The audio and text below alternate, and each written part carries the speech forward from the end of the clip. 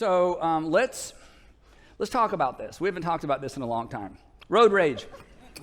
In fact, we've never talked about this, right? But somebody needs to talk about this, right? Road rage. It's an issue. If you live in the Atlanta area, and you're watching online, you get this. If you're living outside the city of Atlanta, be very careful when you drive into the city of Atlanta because of this, right? Road rage. And I would ask real quick, anybody here been a victim of road rage? Anybody felt a victim? Yeah. Actually, more of you than you know. The reason you didn't raise your hand is you don't know what it is, okay?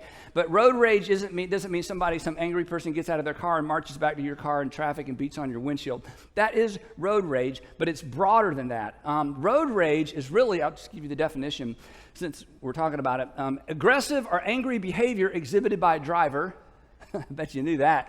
But here's the broad definition. So more of you have been, a victim, hopefully not a perpetrator, but a victim of, or maybe a perpetrator. I didn't ask you to raise your hands. Maybe we should go back. Anyway, behaviors include rude and offensive gestures. So most of us have been, have seen, verbal insults, physical threats, or dangerous driving methods targeted toward another driver or pedestrian, in an effort to intimidate or release frustration. And the thing that's so horrible about road rage is that it's focused on absolute strangers. People who are experiencing road rage, they're mad at someone, they don't even know who it is. They don't even know if it's male or female half the time because your windows are so tinted, right? They're just, this is what makes it so strange. Now, here's something else you don't know about road rage. According to one study, this is going to be kind of disturb some of you, but don't leave early. People who customize their cars with stickers and other adornments are more prone to road rage. Did you know that? If you got like bobbleheads in the back window of your car and stickers and all that stuff, you are more prone to road rage. Now, I know what some of you are thinking. You're thinking, yeah, those Republicans, they have all those stickers. I knew it. Those Democrats, they just fill their cars with stickers. I knew it. So this study goes on to say only the number of bumper stickers, not their content, predicted road rage. So, coexist this, I don't know. So... Now, a percentage of us have experienced or been on, the giving side of some sort of road rage, but probably only a small percentage. But all of us have some sort of rage on the inside of us. All of us have some level of anger. We don't like the word anger because that doesn't sound very sophisticated. We're very sophisticated people, so we say, no, I don't have rage, and I don't have anger. I just have frustration. I'm not angry. I'm frustrated. And frustration sounds so much nicer. Frustration is, there's something wrong out there, and I'm just responding in here, but it's not me. I'm not the source. I'm just responding to something out there, and whatever it is out there, it just frustrates me, but I'm not angry. I'm just frustrated. But I learned, and I'll tell you how in just a minute, I learned that frustration is actually anger. I learned this from a counselor. But not just a counselor. I learned this from my counselor years ago. His name was Steve. And he kept telling me I'm angry. I'm like, I'm not angry. And I tried not to do the angry thing like, I'm not angry. Because if you do that, you just lost. They don't even have to respond. I'm like, oh, really? Write that down. Andy's not angry, loudly, So I'm like, Steve, I'm not angry. I'm just frustrated. And he would say, well, Andy, what's the difference? Yeah, and so while you're trying to figure out the difference between anger and frustration, I want to go ahead and catch you up on what we're talking about in this series, and then we will come back to that in just a minute. We're in the middle of a series, actually, part 4 of a 6-part series. It's called You're Not the Boss of Me. And we're talking specifically, this is kind of a how-to series, how to say no to the emotions that compete for control. Because all of us have emotions that compete for control of our mouth, and they compete for control of our moods. And Jesus said that the stuff that comes out of us or exudes from us that oftentimes offends other people and puts us at odds with God because it puts us at odds with other people, it actually comes out of us. And the reason it comes out of us is because it was in there to begin with.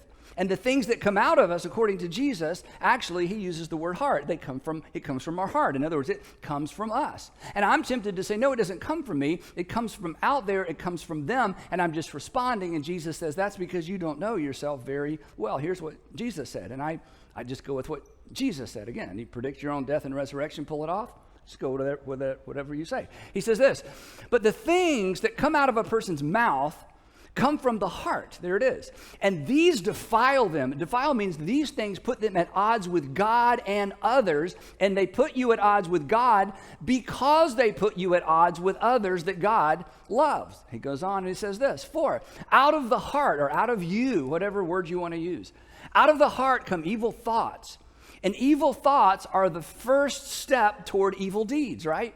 You know, emotions that swell up on the inside of you, and suddenly your ideas come to mind, and next thing you know, you're saying things or doing things. He says stuff like murder, adultery, sexual immorality, theft, false testimony, slander, malice. The Gospel of Mark gives us some other words that Jesus used. He said, all of these come out of us because they are in us. So in this series, we are learning to monitor our hearts. Because from your heart comes the issues of life, that Solomon said. From our heart come the things that are both good and both bad. And all of us are good at monitoring our behavior. That's how you got here today. That's how you got married. You got a date, got a second date with the same person. You got a job. You're able to keep your job. You got a second interview. We're pretty good at monitoring our behavior.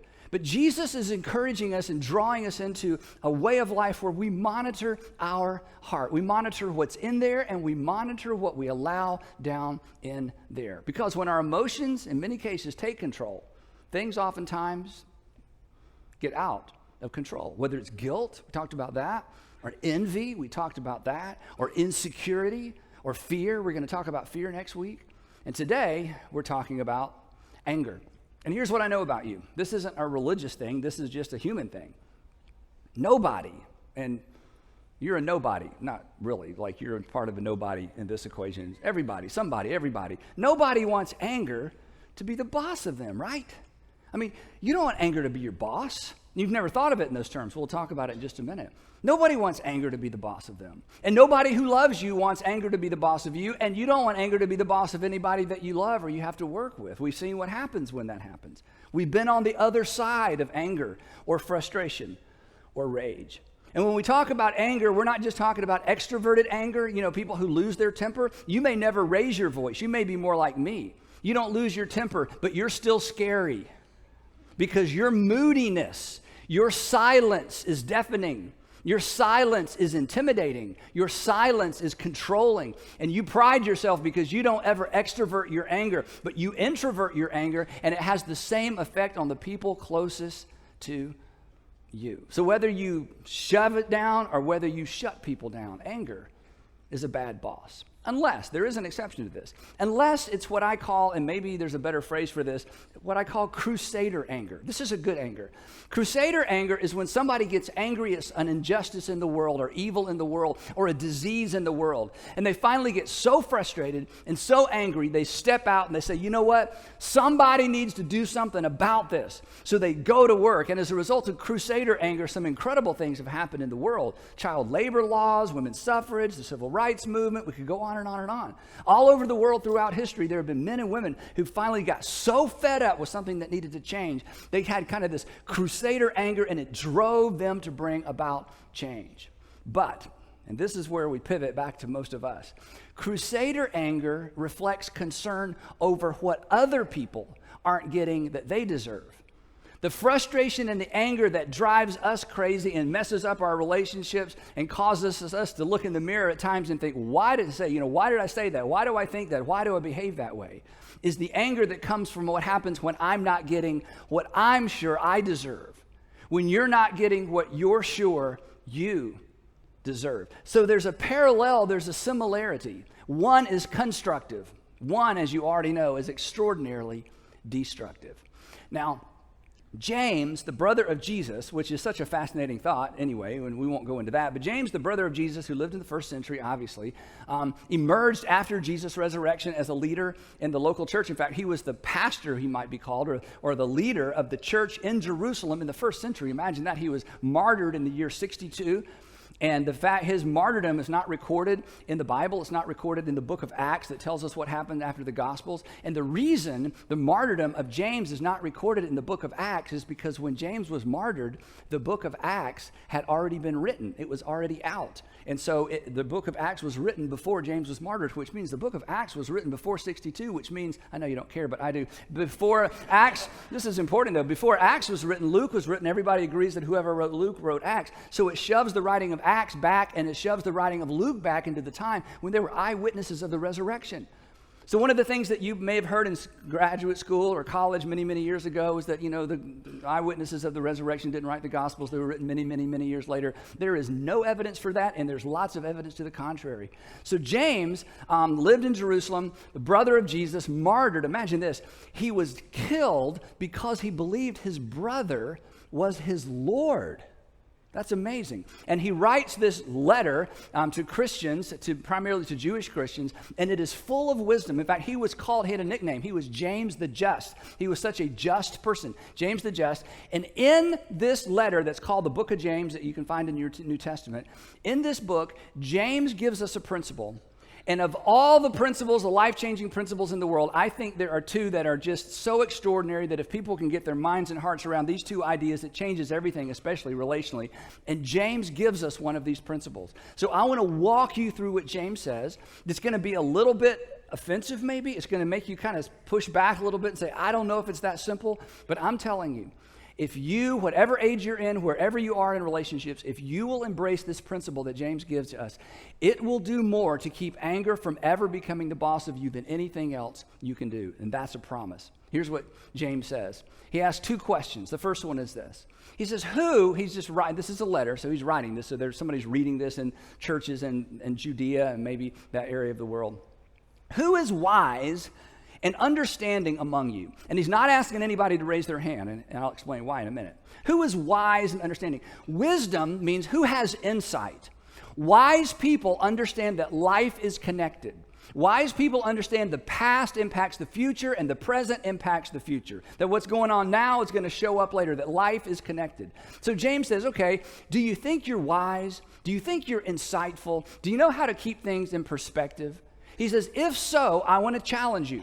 Let me see your wisdom and let me see your understanding by the deeds you do and the humility that comes from wisdom. Because wise people, this is so important, wise people are always humble. Because arrogance doesn't make any sense. Arrogance is irrational. Arrogance flies in the face of everything we know about how the world works and how people are. He says, so if you're wise, I want to see your wisdom in how you live your life, and it's going to be exported through your humility, because wisdom always leads to humility. Every once in a while, and you've had this experience, I'll run into somebody or meet somebody or hear somebody on the news, and they just are so arrogant. I mean, they're just like, oh. And whenever I run into see arrogant men or women, and sometimes it's just a big personality, but you know what, sometimes it goes beyond just a big personality, and I want to ask them, and I would never do this because this would be arrogant, and I don't want to be arrogant, but I want to walk up to them and say, excuse me, do you think you're never going to die? Do you think that somehow you're an exception to all the rules because the way you're talking, the way you're living, what you're expecting of others, it seems like you seem like somehow you're an exception to all the rules. You do realize you're going to die. You do realize that you have control over virtually nothing that had anything to do with making you who you are and has anything to do with controlling your future. I mean, you do realize that you are, a victim, or you are having to live your life in sync with things that you have no control over like everybody else. In other words, you're louder than everybody else, but you're not that special. I mean, this is because wisdom understands. I mean, you've met people like this, and maybe you are people like that, and you're like, I already don't like you. Okay, so just, be patient. Wisdom understands. That's what wisdom is. Wisdom is understanding how the world works, how things are. That's why the wiser you are, the more humble you're going to be. Because humility makes more sense, but humility is so powerful, but humility is not natural. Natural, well, James tells us, he says, here's the opposite of all that. But if you harbor, that is, you allow it to dock.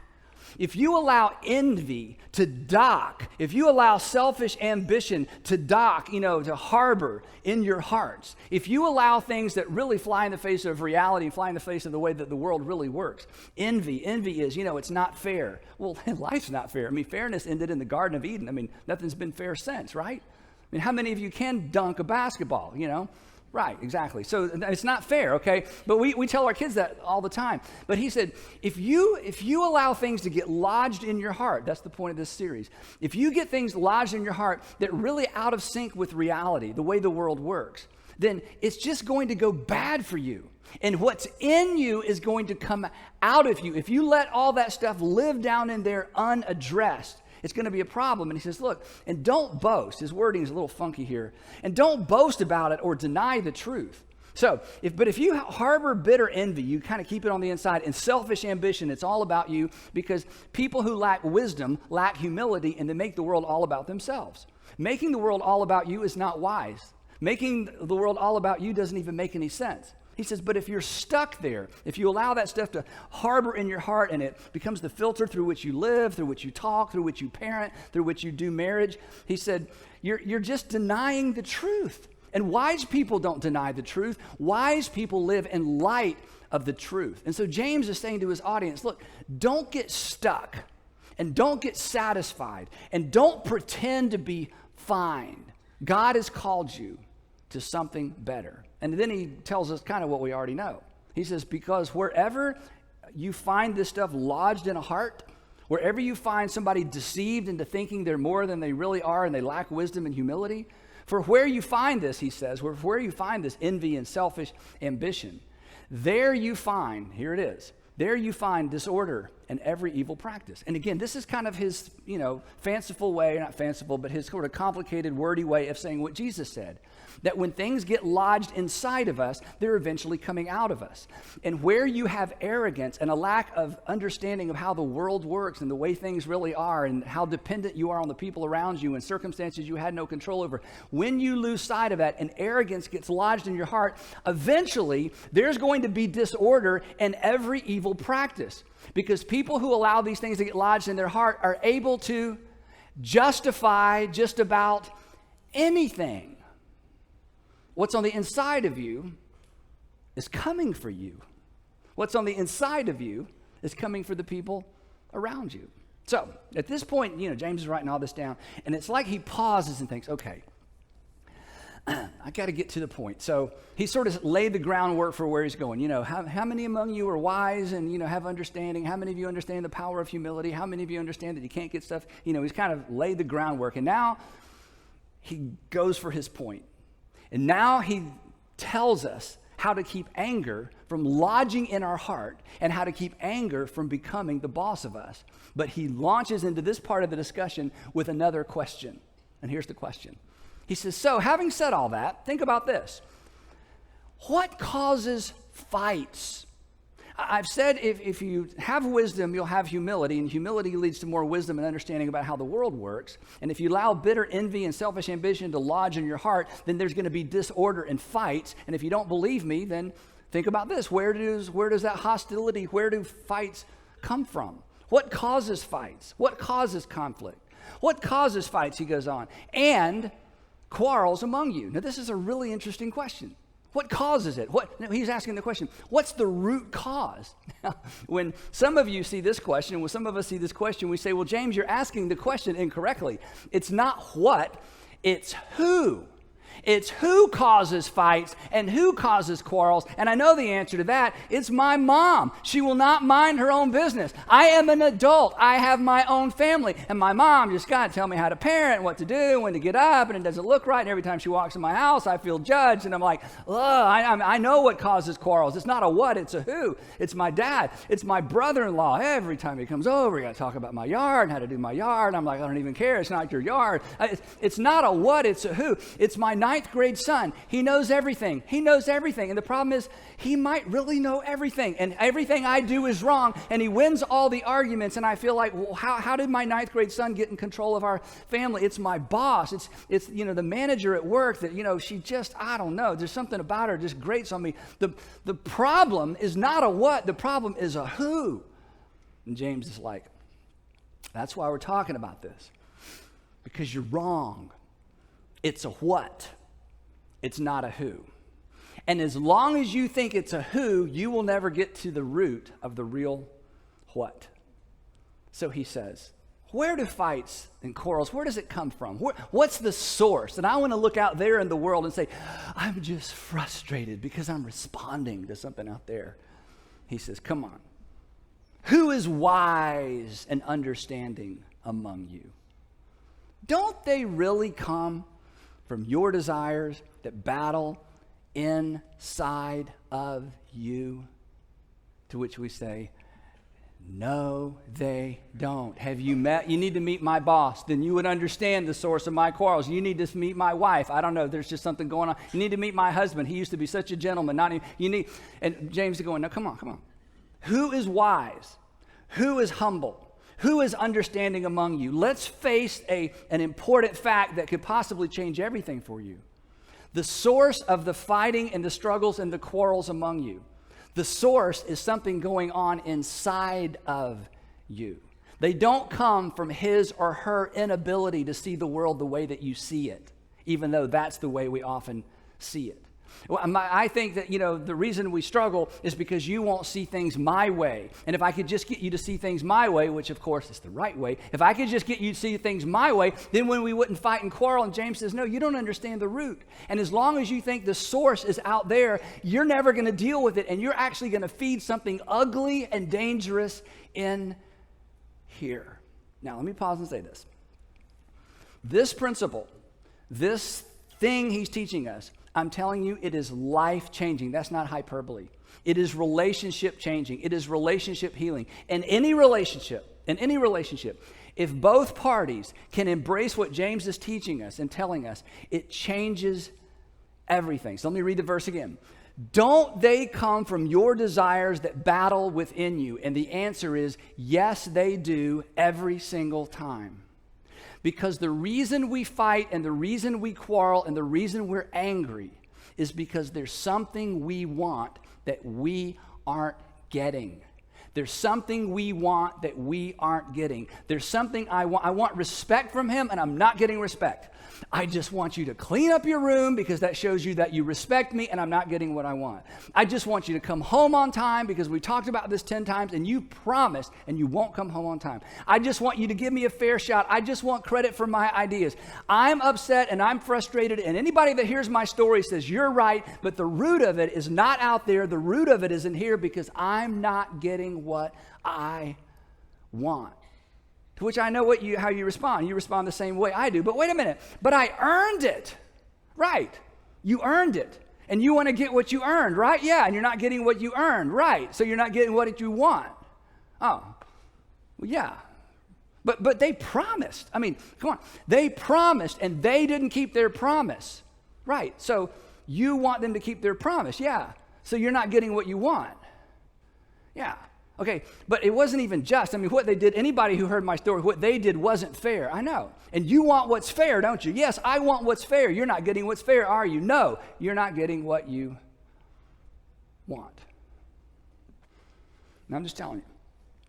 If you can pause in the moment when the frustration or anger or rage or whatever word you want to use starts rising, and you can pause in the moment and recognize, you know what the problem is? Part of the problem is me. Now, see, parents, this should be so intuitive for us, right? If you're a parent and you have 2 little kids, or at any point had 2 little kids, because you're driving, remember, you got one hand on the wheel and one hand on the back seat, or 2 rows, and you're going, stop it, be quiet, and your kids are back here negotiating, going, he, she, and you're going, it doesn't matter. It doesn't matter. I don't need to be the judge. I'm just the jury. You're both guilty, so be quiet and quit touching her and get on the... Why? Because as the parent, the problem isn't really the presenting problem. The problem is there's 2 kids in the back seat, and they both want something, and neither one of them are getting what they want.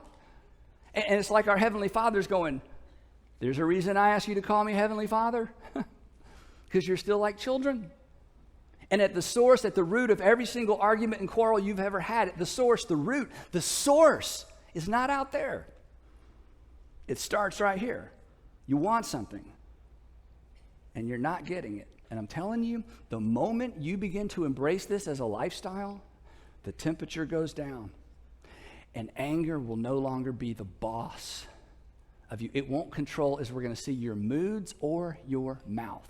Now, James goes on because he knows he's got to say this 2 or 3 more times because it's too easy to miss. He says, you desire, but you do not have, so you kill.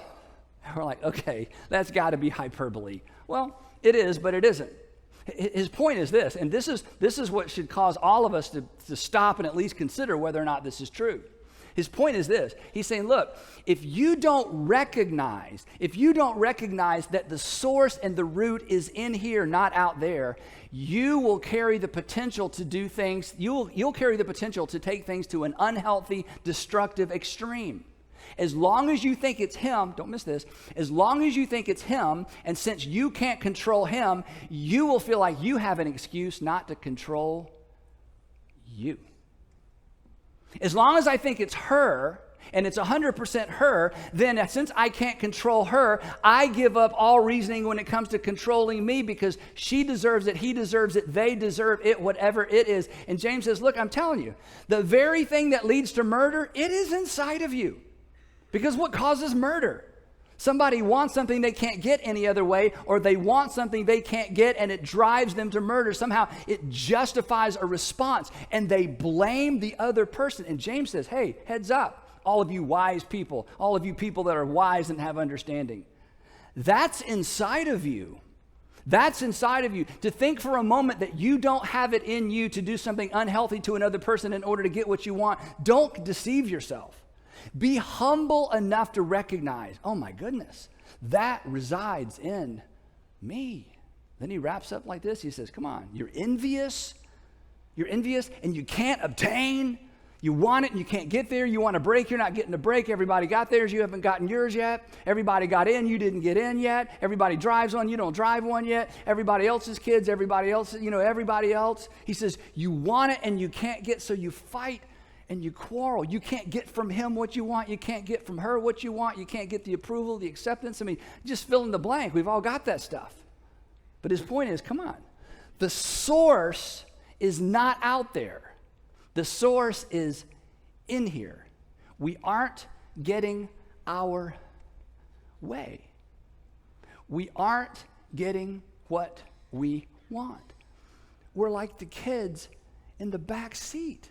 And our Heavenly Father's going, hey, stop it. I don't want to hear that. Hey, no. We're not going to talk about the details until you can get on your side of the car, your side of the van, your side of the vehicle, and think for a minute. Wait a minute. What's causing this? It's not her. See, again, if I shake you up, what comes out is what's in there. And you can't say, well, if you'd stop shaking me, this wouldn't be in here. No. What comes out is what's in there. And what does conflict do? Conflict just shakes us up. And what comes out? Oh, my goodness. I just want my way. I want what I deserve. I want what was promised. And of course, just to make sure you don't hear me saying something I'm not, of course there are circumstances that should upset you. And of course being treated unfairly should upset you. And of course not having a promise kept should upset you. But in the middle of the conversation, as it dawns on you, mature, wise people of understanding pause and say, you know what?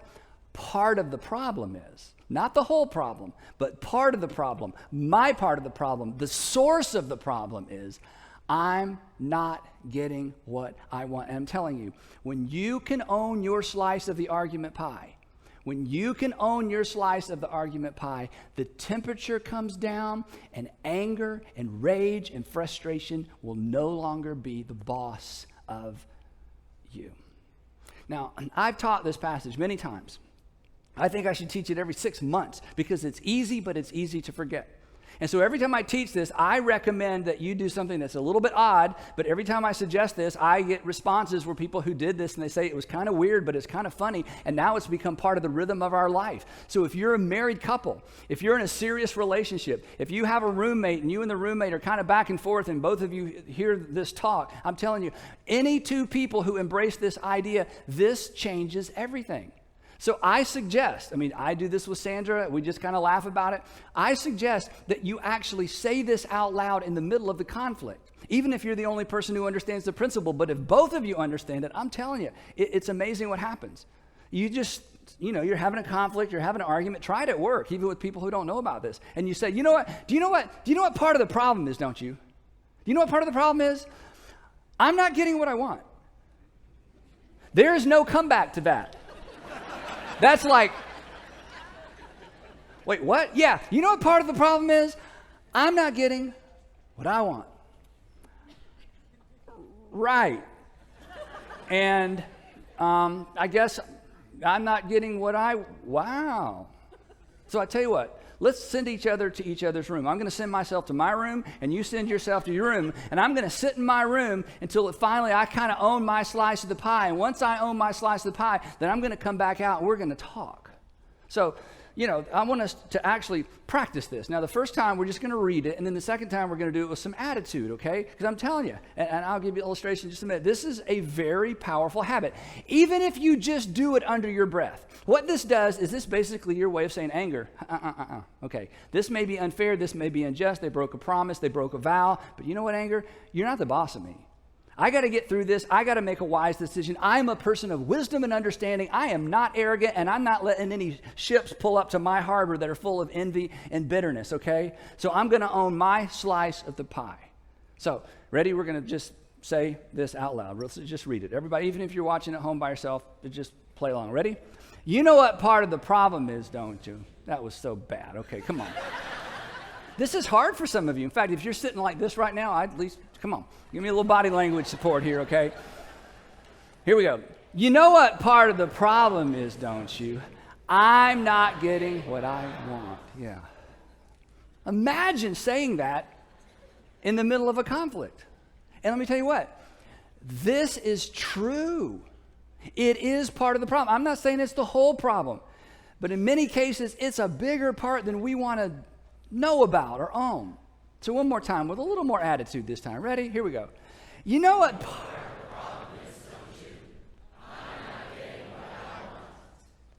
Just try that. James says, I tell you what, if you do that, you're wise. You know how the world works. You do that, you own that, you're a person who's humble because you understand how the world works. You're someone with insight. You're someone with knowledge of self, self-knowledge.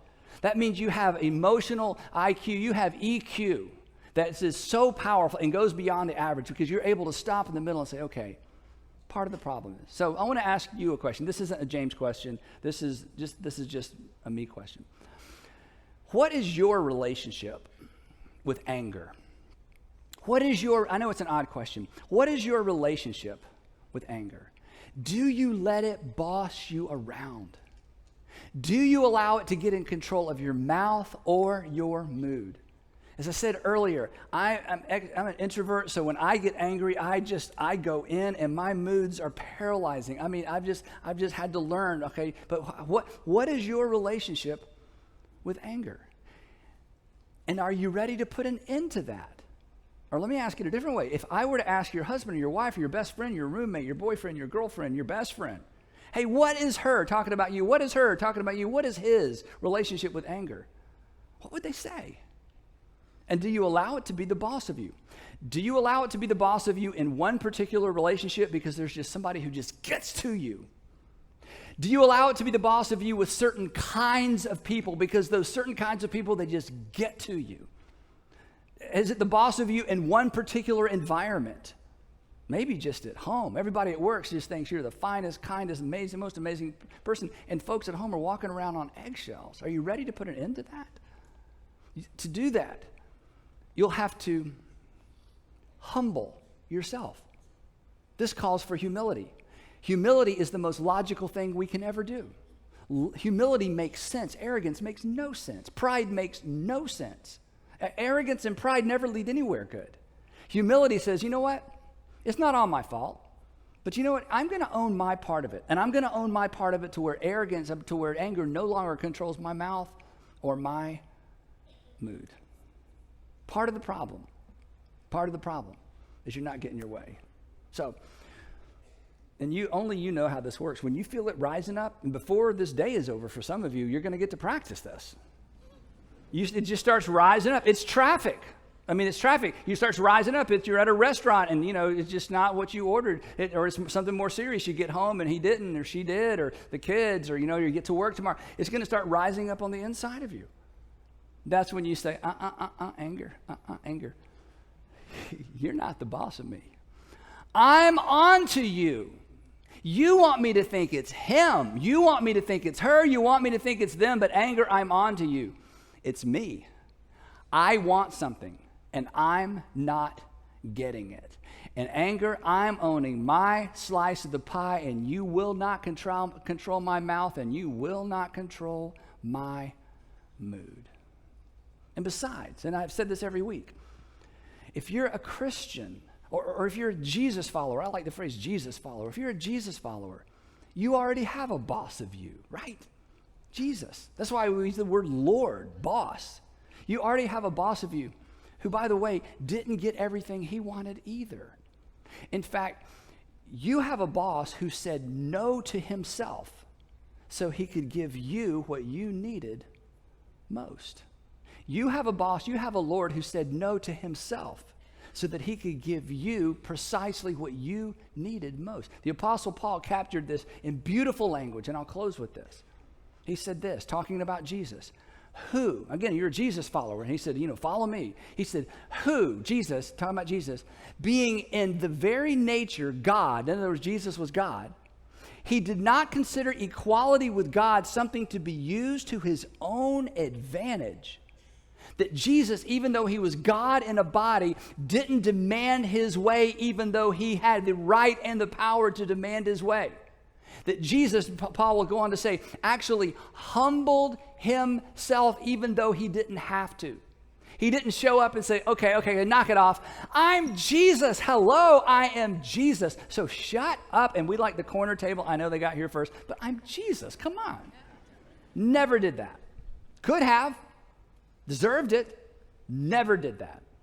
He humbled himself. Rather, he made himself nothing. He chose nothing over something on behalf of the world and on behalf of you by taking the very nature of a servant. And then Paul in the same passage says, now Christians, now Jesus followers, here's what this looks like to follow Jesus. Here's what it looks like to take this idea and to live it out in the real world. And here's what he says.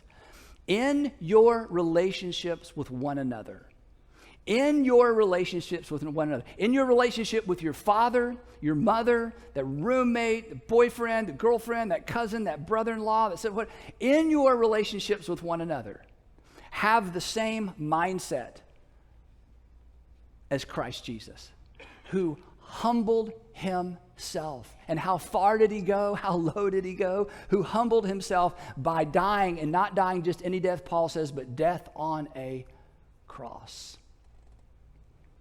It's okay not to get everything you want. It's okay not to get everything you deserve. In fact, it is better not to get everything you want and everything you deserve if that's what it takes to keep anger from being the boss of you. You see, one of the reasons following Jesus will make your life better, and one of the reasons that following Jesus makes us better at life, is that Jesus will always nudge us away from self-centeredness and arrogance to other-centeredness and humility. Jesus will always nudge you away from self-centeredness and arrogance toward other-centeredness and humility. And listen, when you move toward other-centeredness and humility, your life gets bigger and your life gets better. And you will be free to live a life where anger is not the boss of you.